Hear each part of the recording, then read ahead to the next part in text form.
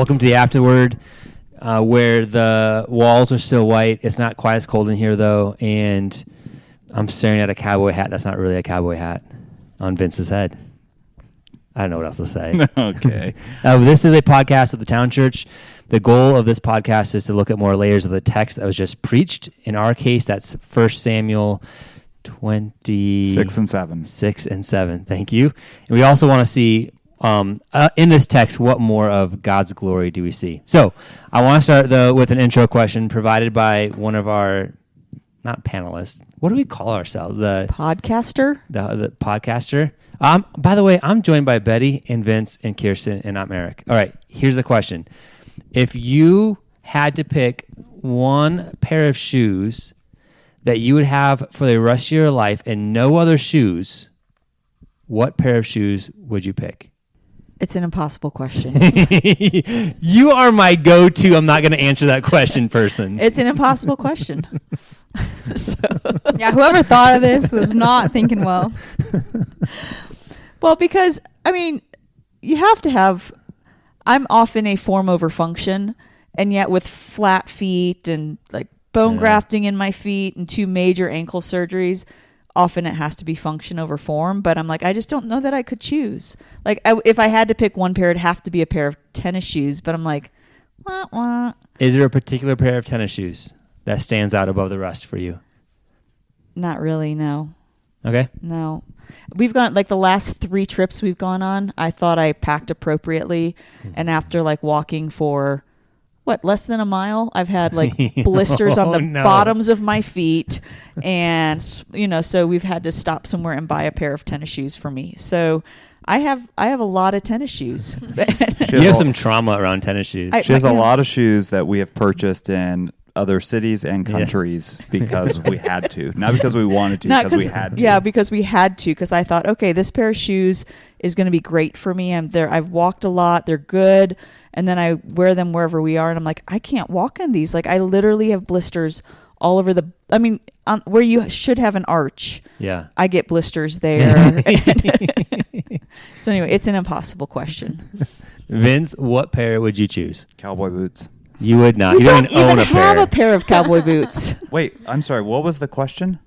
Should we narrow into pairs that you own? Okay, I'm sorry. I didn't realize that it was what pair of shoes do you currently own. It wasn't. But I'm wondering right now okay, if we so should narrow cowboy it. But like, boots. what if they're not comfortable? What if they hurt your feet? Are we choosing shoes that Can aren't you comfortable? trail run in cowboy boots?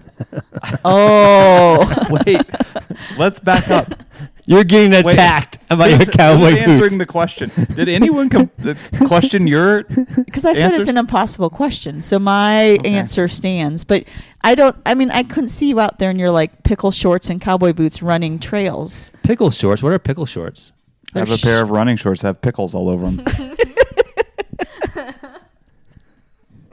I'm not going to comment. But would you wear cowboy boots with your pickle shorts? What was the question again? If you had one pair of shoes that you only have one for the rest of your life, what would they be?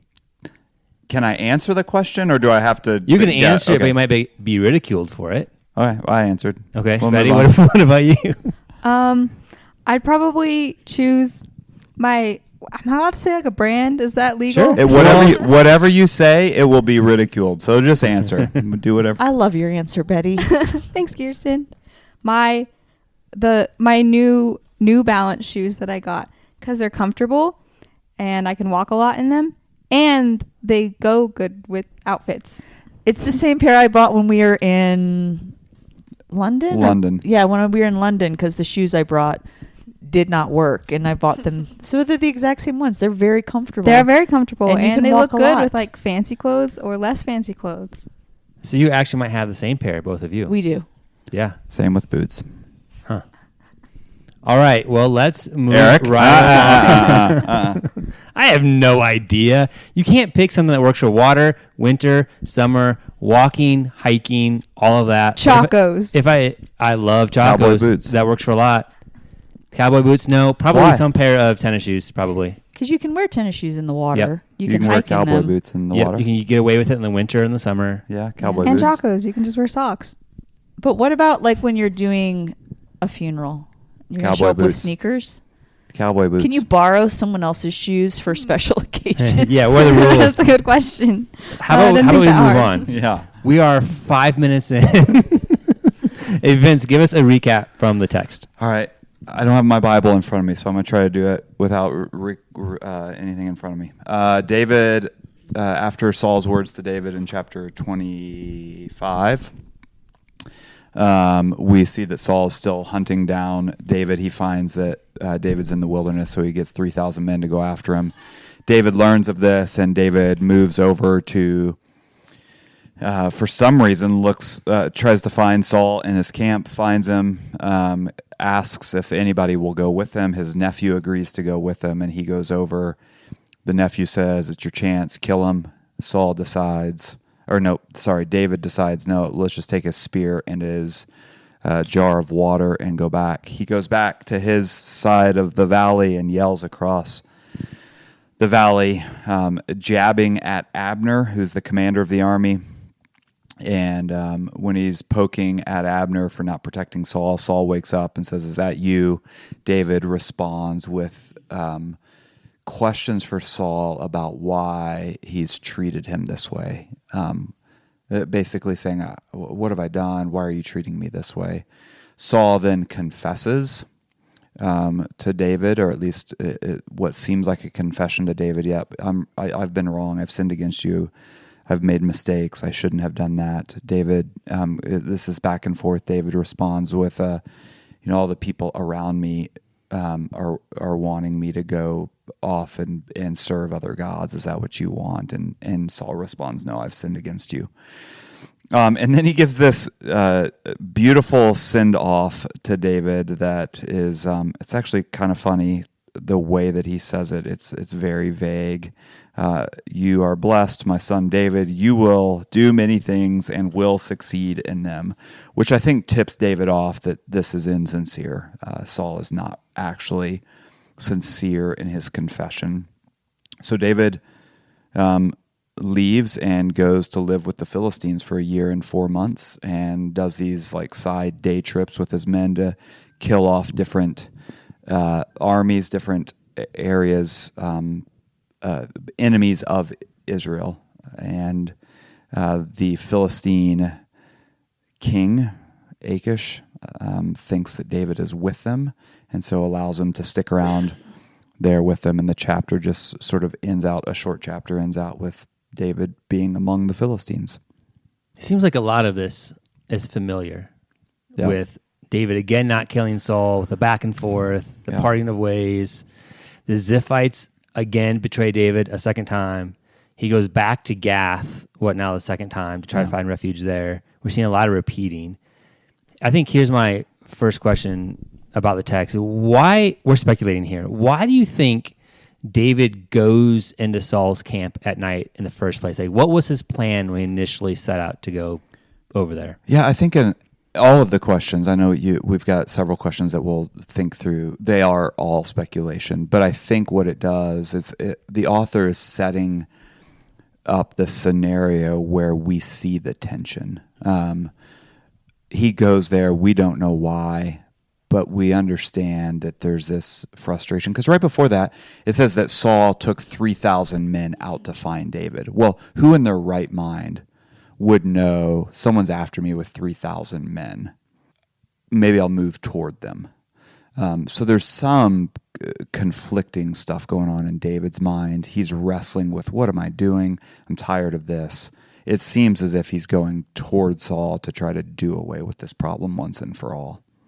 Now, it's speculation. There's nothing in the text that shows that or says that, but I think we can get to that conclusion. Man, so there's lots of layers to David here. He isn't just this hero that always looks and sees things clearly, but there's layers, conflicted, back and forth. Yeah. It seemed like it's chapter to chapter in some respects here. Yeah, and still he's a man after God's heart. And I think I tried to bring this out on Sunday. I think it's because we see him often realize his sin, realize his mistakes, confess them as such, and turn from them. mean, we don't look at somebody so we commissioned two new elders yesterday, John and Will, and both of those men, I've spent a lot of time with them.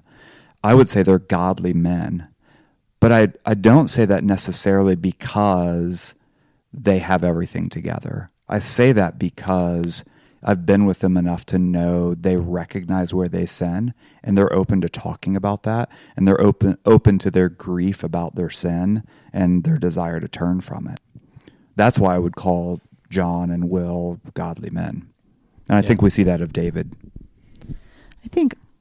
This may be a stretch. You can correct me as I process out loud. Well, but I don't know if I'm in a place of correction right now after since the I shoe tried. comment. Yeah, after my boot comment, I feel like I'm in the place of needing correction. I just want to see you run trails with boots You on. want to see me in boots, is what you want to see, in shorts. It's true. It's a good look. It really is. I will do that. Anyway, in both last week's passage and this week's passage, it seems like what we see is that David is confronted with temptation and the battle to resist temptation. And so in, both cases, well, the first case, Saul came to him in the cave and there was the temptation of killing him and he didn't. And in this case, he went to the temptation to maybe look at Saul. And so I think we see a picture of what it is to face temptation. And when we have people in our lives that don't necessarily help us make good choices, that Abishai, is that his name? His cousin, nephew. Sister, his cousin, nephew said, I'll kill him and I'll just do it quickly, And so it was almost like he was kind of trying to tempt David into temptation and saying, it's not going to take me 2 strikes to kill him. I'll do it once. I'll do it quick. No one will know. And so I just see a really big kind of overview picture of facing temptation and the people in our lives that are kind of pushing us towards that rather than walking away from it.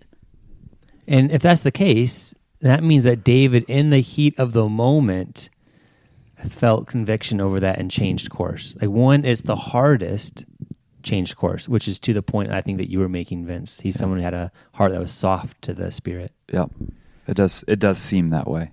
Yeah, but the hope is that for all of us who have the Spirit, that we experience conviction, confess our sin, and turn from it, and that cycle it becomes less and less, or that cycle becomes shorter and shorter. We're 27 chapters in, and it seems to be a repetitive cycle for David. And in some ways, which we'll see in the coming weeks, an increasingly repetitive cycle. Why do you think he poked Abner? So there, he has the spear, he has the water jug, he's calling across the mountain to Saul, Abner's there, and David pokes at Abner saying, you didn't do your job protecting your king last night. He states it pretty strongly. What's the rationale there? What do you think he's trying to get at?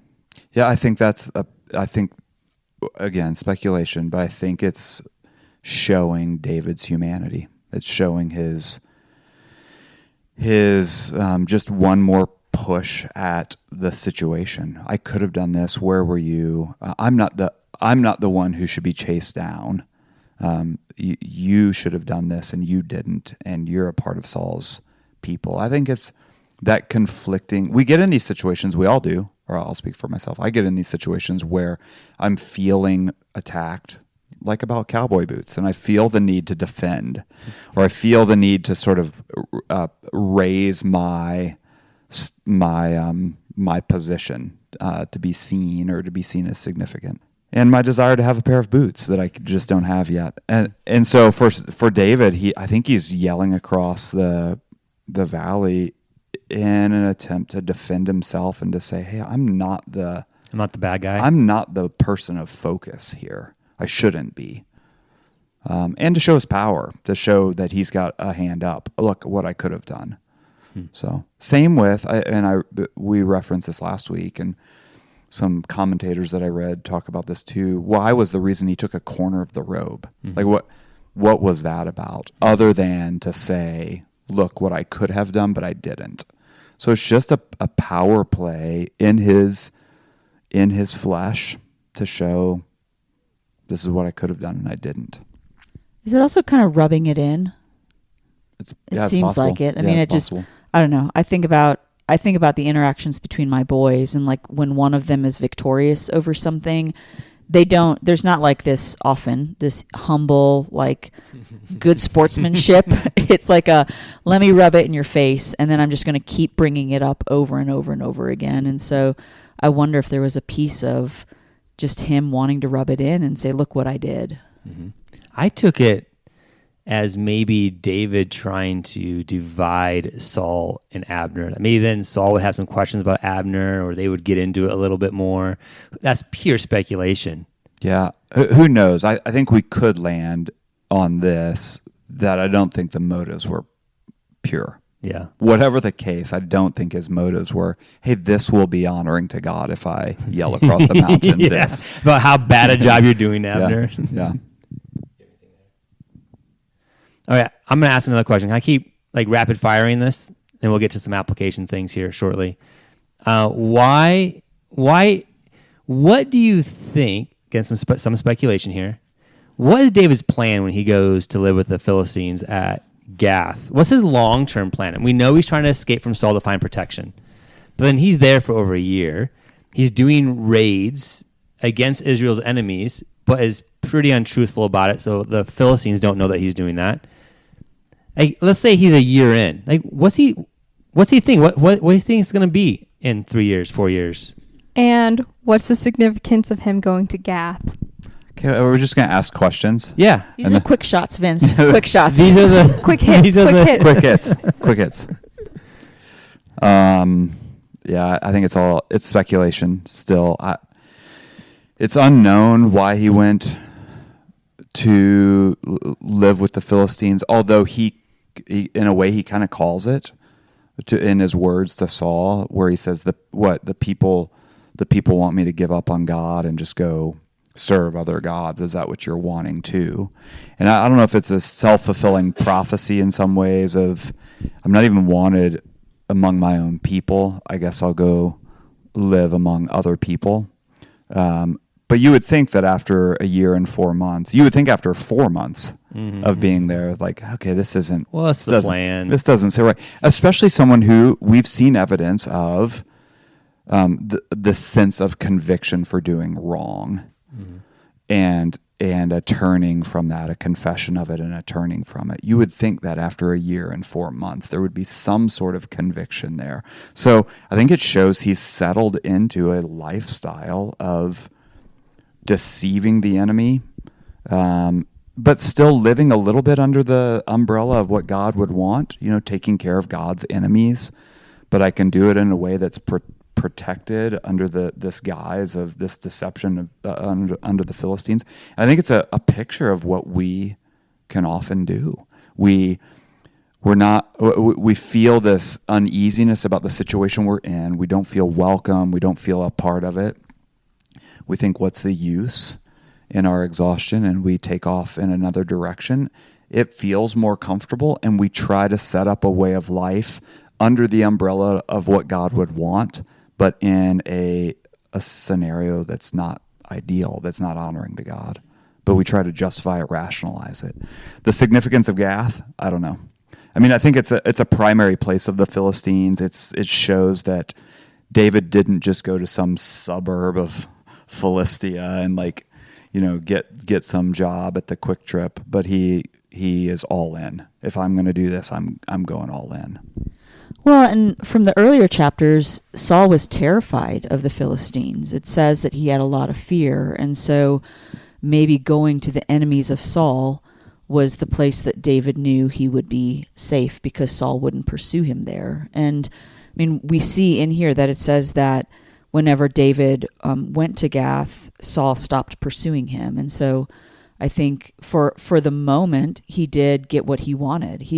And the Ziphites, I read this week that the Ziphites were actually from the tribe of Judah. And so the Ziphites of all people should have been the ones that were protecting David and supporting him. Like, they were his people from his tribe. And so he wasn't even protected by his own people. And so he went to a place that he knew that Saul would probably not follow him. Seems like there was someone else in the Bible who said he didn't have a place even in his own hometown or with his own family. It was Jesus. Oh, that's right. That's right. It was Jesus. Yeah. I don't know. Another picture though I see is that, at times when we're tired of enduring and we're tired of fighting and we stop enduring and we run away, like sometimes our immediate struggle that we're facing does lift. The thing that we're tired of enduring, the thing that we're tired of fighting to do correctly, that battle lifts. And that happened for David too. But with that, I think that we need to understand that God is often slow to bring judgment to things. He's slower than we are. And a verse that popped up this week is Ecclesiastes 8:11, and it says, "Because the sentence against an evil deed is not executed speedily, the heart of the children of man is fully set to do evil." And so I think sometimes we don't immediately see God's judgment, and in that we assume that it's okay to do. We assume it's okay to keep doing it because God is slow to bring judgment. And I think in this, David set up camp. Like he got comfortable there because there was no immediate discipline for him walking away. And I think the enemy loves that. The enemy uses that sort of thing as affirmation for us. Oh, okay, here I am. I've been accepted here. I'm settling in. This is exactly where I need to be. I am struck by, we mentioned this briefly, about the land of Israel and God's presence that David touches on. This is what David says here in verse 20, starting in verse 19 of chapter 26. David's talking to Saul. He says, "Now therefore let my lord the king hear the words of his servant. If it is the Lord who has stirred you up against me, may he accept an offering. But if it is men, may they be cursed before the Lord." And here's the reason. "For they have driven me out this day, that I should have no share in the inheritance of the Lord, saying, Go serve other gods." Verse 20. "Now therefore let not my blood fall to the earth away from the presence of the Lord. For the king of Israel has come out to seek a single fly," and it goes on, a single flea, and then it goes on. And then he voluntarily does exactly that. He leaves the promised land and lives with the Philistines. I don't know all that's going on there, but it's really, really striking to me. He says, "This is what you're tempting me to do." Nobody would want that. And then he chooses that very thing. Yeah. This is God's anointed. In God's eyes, this is the legitimate king of Israel, now leaving the land of Israel, the very thing that he said he did not want to do. Is it fear primarily motivating David here? I'm tempted to actually see David going living with the Philistines as a gift from God. God is providing David protection. Saul stops going after him. He's given a city by the Philistines, which is incredibly crazy to me. This is David who defeated Gath's hero Goliath. He's given a city. He's given protection. He's given favor. But yet he's doing the very thing that he says is the worst thing that could possibly happen to him by being driven away from his own land. It's confusing to me, and I don't know another way to see it other than it was actually a negative thing that David did, and maybe fear was the primary motivator. I mean, how often though do you see someone who's claimed to be a Christian, who's walked with the Lord, and they walk away, and when they walk away, their life seems to flourish. Like they have a lot of wins, they have a lot of good things that happen in their life, and it almost seems like there's this affirmation of, oh yeah, this is a good direction, even though anybody who knows the Lord knows this is a terrible direction. Like if you're not walking with the Lord, it's not going to go well with you. And again, I think there's this deception of the enemy that we equate things that shouldn't be equated. And so, in this, maybe David's equating Saul not chasing him anymore, and he's been given favor by the king who, even the fact that he's willing to go back to a king that previously he had acted like a complete insane person in front of him, and yet that's who he goes to for help. And I think none of those things are good things, and yet I think it shows how misdirected David was and just his missight of things. I also wonder if, again, so much of this is speculation. I wonder if David has, let me try to get all this out of my own head so that it makes sense. If David has a lack of trust in God and what God might do, and therefore tells Saul, what, am I supposed to go do this? In hopes that God may hear that and provide a plan where that doesn't need to happen. Almost like a threat of sorts? Or a fleece or something, like, hey, maybe I'll go do this, in hopes that God would say, there's no way that I'm going to let my servant go through something like that. And as he steps out, he doesn't see God moving in that direction. Again, speculation. But you wonder how much David is battling with his trust in God too. Yeah, he's got to be. Yeah. And to like go back to the same place where he had to act like a madman to escape safely. I don't know. I think that's also pretty indicative. Yeah, isn't it interesting too that Achish doesn't even say any. He doesn't say, "Oh, I remember." Is it the same king? It's a different name. Is it the same king? Isn't it a different name? I think it's think the it's the same same name. name. Is it really? Yeah. I'm Yeah. just misremembering. That's what we're gonna it's call the it. same- Misremembering. Yeah, and that he was willing to go back to a place that he completely humiliated himself in his lack of trust in God, and yet that's where he ran. Yeah. But this time, I don't know, maybe this is relevant. He was alone that time, right? And now he has all of his men. 400 and men people. or however many. Yeah. It's weird. This whole thing is weird to me, which maybe is part of the point. Like, it's just a strange time, and with what God is doing, giving David favor where he does, and yet David still, it's messy. Like, this is what life is like, is it not? Like, just messy, not super clear, black and white all the time. There's not just heroes and just villains. When I said this word multiple times yesterday, it's exhausting. Yeah. The battle that David is having to do what is right, to not grow weary in doing what is good, to continue to do right in the face of just one thing after another, after another, after another. I mean, it's no wonder that he's like, forget this. I'm going to move in with the Philistines. It's exhausting. Which is a great segue. That's the question I want to ask, moving to some application here and less speculation. Are there times in your life that you can look back, or maybe in the question that Vince asked yesterday, an area of your life where you are sensing the temptation to give up, or you're feeling really, really weary and need some encouragement to continue to endure? Was there anything that came to mind or currently comes to mind? You're asking us to be vulnerable. Yeah, I'm not going to answer this question. No, you're I'm not. asking you No. to be vulnerable. No, I tried with cowboy boots and was shot down. I'm done. From here on out, I'm posturing and faking everything I say. For the next 5 minutes, this is a safe place. The one that came to mind, I'll start. How about that? Oh. The one that Whoa. came to mind yesterday, and I've shared pieces of this, I think, before, I think you called it a besetting sin yesterday. Like those things that just seem to be core to who you are.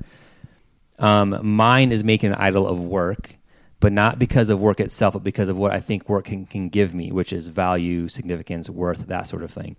That at times feels virtually impossible for me to say no to and to set boundaries around.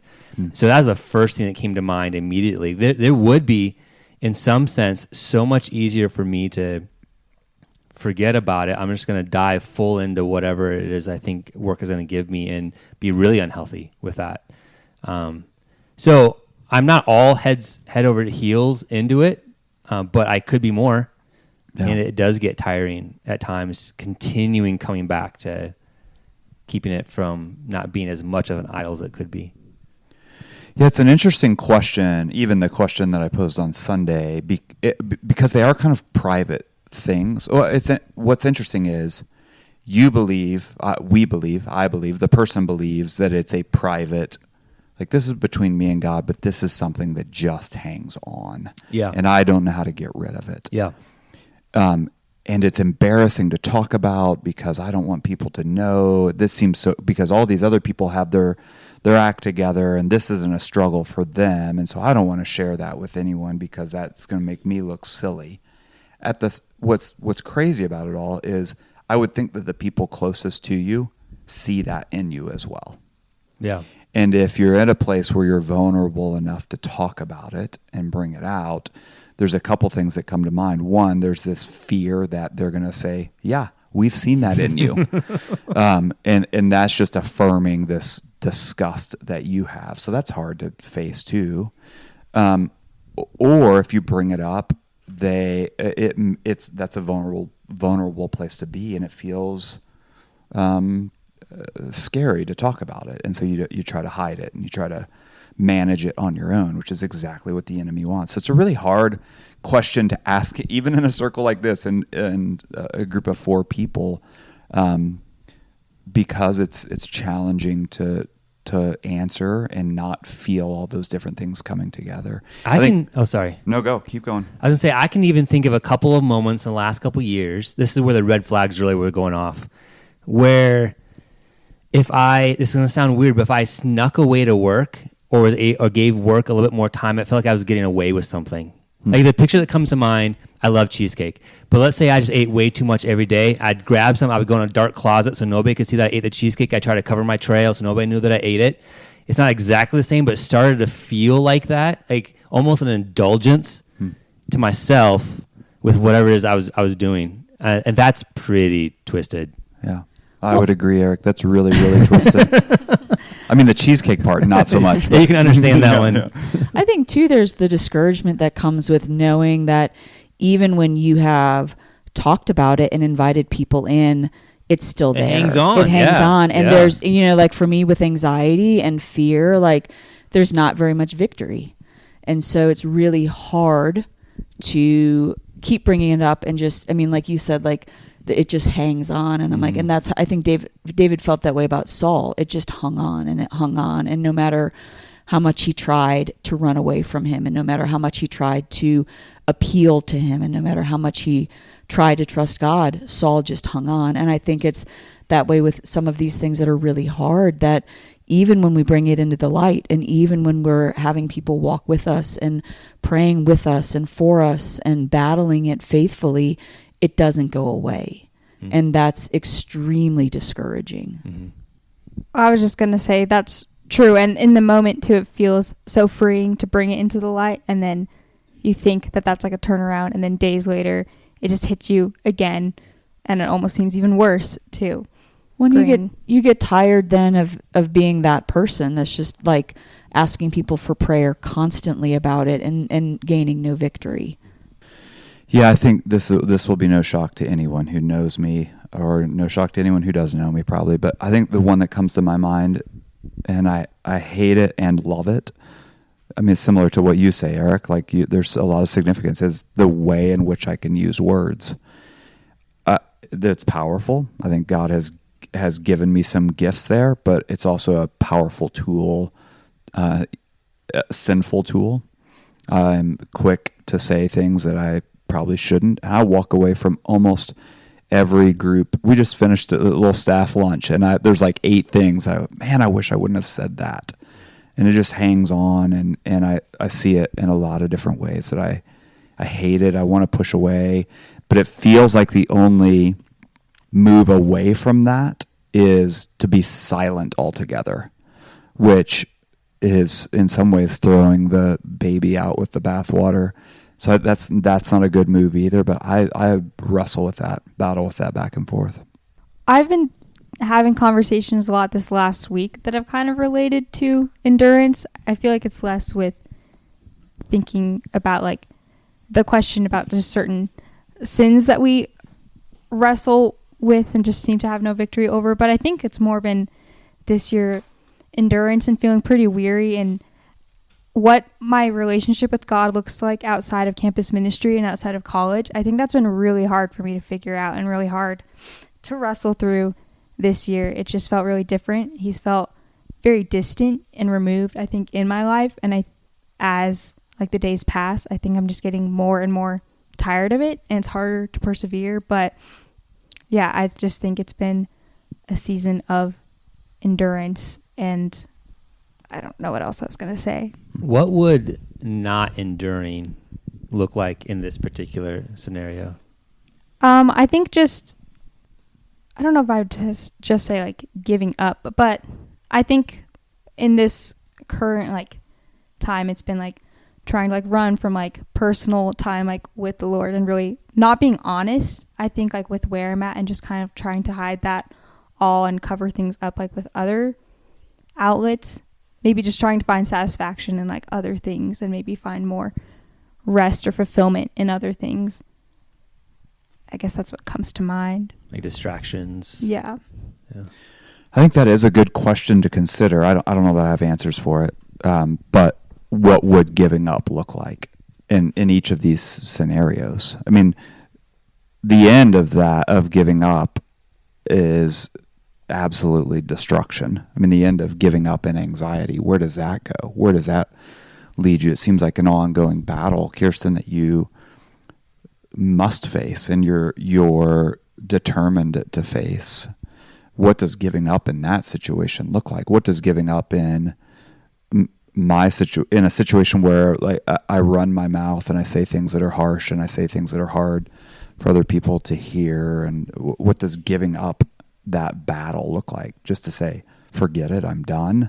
I'm going to say whatever I want. I don't care. Well, the end of that is destroyed relationships right and left with no mending. At least now in a state where I'm not giving up, I'm fighting. My fight looks like me going back to people and saying, hey, I'm sorry, I shouldn't have said that. Would you forgive me? So there's some move toward confession there. And the story with David's not over, by the way. We don't end David's life at the end of chapter 27. We've got more to go. But it's hard to consider what does giving up look like. But many people, maybe even our listener, has faced that. I've been in a place where I have given up, and this is what that looks like. So, can we talk about that a little bit? When you're in that place of either feeling that temptation really hard, what are some ways that are helpful for our endurance? Yeah, let's just start with that. What are some practical things that can help us endure when we're feeling that? And it may be helpful to talk about the specific things. If you haven't mentioned it, fine, but the specific things we're thinking through so that it does get practical. So a couple practical things for me then in my particular case, which is workaholism, even though I don't like using that word because that feels a little bit too convicting. It's labeled. Now you are that person. Yeah. The practical things to help endure there is actually take a couple steps to put boundaries on it. So whether that's actually going home at 5, which I've gotten lax on lately, and I know it, but I haven't done anything about it really. It's to a lot of people, that's going to sound really, really simple, but for me, in this particular thing, that's a really big deal. But it's one step that then can start to shape the trajectory of my heart in a different way. And I've seen God actually use that. But then the temptation is to stop actually doing that. I think also having people in my life who encourage me to not work too much. A wife who likes me being home and isn't too accommodating, if that makes sense. That feels good that you have a wife that wants you to be home. This is my passive way of saying, hey, Cassie, say you want me home more. No, I'm just kidding. But yeah, But not really. That is helpful. So people in my life to encourage me in this way, and also taking practical steps to curb away from the natural desire I would often have. I think for me, talking with people who have faced a similar battle, a similar temptation, and learning from them what endurance has looked like, and also learning from them what consequences there are when we don't endure, and actually really taking time to think about what are the consequences here.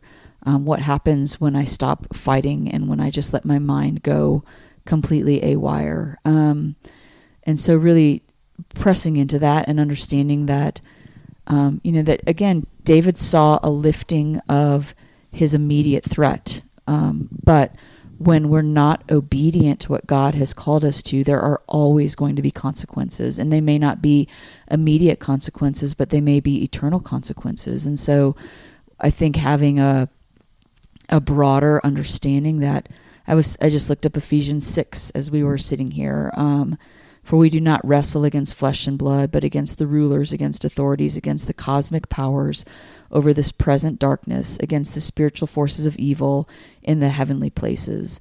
And so understanding, like, we're not just facing a battle here on earth. It's not just a physical battle, but really what we're going to face is a spiritual battle. And so understanding that these sin things that we battle with are Satan's attacks against us. And so what we really need to ask is, what does faithfulness to God look like in this? And then just pleading with the Lord. I can't do this on my own. I'm deeply discouraged. I need help in this, because the spiritual battle is far too big for me. I was going to say, similar to the first thing you said, Kirsten, like talking to people who have walked through very similar seasons and experiences. Like my sister-in-law has offered to talk to me more about this, and she's kind of the one who helped point some of these things out to me, because these were struggles that she had in coming out of college. And now, like 6 years out, she said she still kind of wrestles with what that has looked like and is still trying to figure it out. And then I think even practically too, it was helpful for me this year. I did still lead a Bible study for Navs, but I think to intentionally not go to like Navigators events and things like that this year was actually super helpful, because I think I was, especially at the beginning of the year, really tempted to go, because I think I just wanted the experience and recognition and to like relive some of those things. And I think I knew it was better to create a little bit more distance than that. And then also in talking about like the distractions, I was saying like trying to limit like access to more mindless things or be intentional. And like even what I'm carrying with me, like we're doing a scripture memory group right now, and when I remember where I put it, I try to carry around this little journal that has my scripture memory in it, rather than like my phone in my pocket. Right now my phone's in my pocket, but like things like that. Yeah, I think for me it's people, having people in my life that are willing to talk to me about, people I trust who are willing to talk to me about where I have failed. I think for me, part of the problem where I am right now in life is, another confession is, my gut reaction, my sinful gut reaction, often when correction comes, is defense. And I hate that. And so really where I lean on more than that is just the Spirit's conviction. I need people in my life, but right now when the Spirit convicts, to listen well to that and to act on that as quickly as I know. I was thinking about this while everyone was talking, while you all were answering this, is that all of the things that we could talk about as ways, things that, practical ways to move beyond this or to fight against it, are really just fights, or they're band-aids to the bigger problem. And what I mean by that, and by the way, I'm not ridiculing any of you in this, because I have the same thing, but I think we've got to look deeper than the fix, the little fix on what we're trying to get at, because really at the heart of it is, so for me, I'll put it on me. When I say something sharp, sarcastic to someone, and I know that that's going to make them look silly and me look better for getting a sharp word in quickly, that's a sin against that person, and it's hurtful to that person, and it's damaging to our relationship long term. But more than that, it's dishonoring to God. And I think if we're not able to get to that and see that, none of the other surface things are ever going to change, because we're only going to see them as surface things that, I can cover that up, or I can ask for forgiveness, or whatever that is, and move on. So if we're not able to get to the deep, deep roots of what we're actually doing and dishonoring God, it may be a futile battle. Yeah, a prayer that I've often prayed, which gets to the root of it, is, God, help me to love you more than I love my work, or love what I think work is going to give me. Yeah. It's because really it's a lie that I'm believing that work's going to give me any of that stuff anyway. But it's a lie that's deep inside of me that I believe often. Yeah, the same prayer, the other side of it is, give me a deep disgust in my sin. Mm-hmm. Yeah. Well, a prayer of mine recently has just been that God would open the eyes of my heart and help me to actually understand the lies that I am believing. And I think maybe that is a key to unlocking a lot of these things is what lies about God and what lies about myself am I believing that I keep going back to this. And so I think that's how the enemy really gets into our minds, is that we all grab onto lies that we actually don't realize are lies, and then those are the things that cause us to keep going back to that. And so really taking time to pray and ask the Lord to open your eyes to see what lies are you believing, and then taking time to battle those lies. And so, for me, a lie that I have to constantly go back to is like, I'm not in control, and no amount of worry is going to change that. And so when anxiety comes up is, confessing once again, Lord, I'm trying to be in control in a space that I have no control. You're in control. And so, that is one lie that I think I've grabbed onto over and over and over again, thinking that I have some sort of control in this world, and I don't. And so taking time to really consider, what lies am I believing? I think one thing you said to me last week that was really helpful, Kirsten, was just for me, like taking time in this season to really be fixing my eyes on like understanding God for who he is.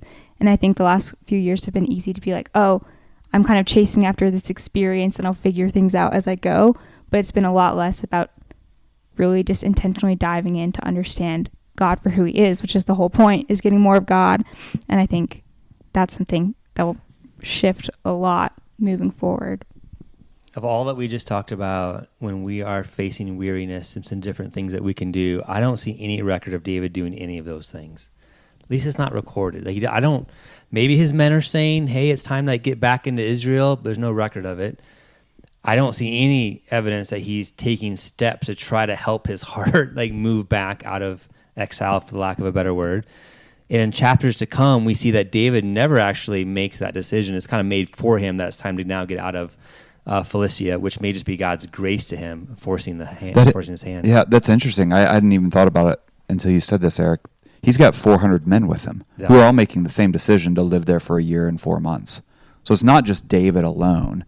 He's got a group of people who he has surrounded himself with, who are propping up his behavior with him, which is often what we want to run to. We want to be around people who have the same sort of mentality, because if they have a different mentality than us, then they're either going to cause us to grow out of that, which we don't really want, because we want to hold on tightly to the things that we're facing. So it is interesting. I hadn't thought about it that way, that he circled himself with a group of people who are willing to prop him up. Well, as I consider the question I asked previously, what lie is he believing? I think he believes that getting away from Saul is going to give him the relief that he seeks. It's going to give him the peace that he seeks. And he gets that for a little bit, but, as we'll see later, he doesn't actually stay there. There's no remaining peace that comes from that lifting. And so, he's believing the lie that that relief from this problem is going to ultimately give him peace. And I can relate with that for years and years and years, believing that what God needed to give me with my anxiety was relief, and that was the thing that would help me endure. And really realizing now, looking back, had God given me relief, I would have learned to long for the relief more than I longed for God. And so, I think a lot of the times when we're suffering, what we want is relief from the pain. But I think we're human enough that when the relief comes, then that's the thing we long for rather than God.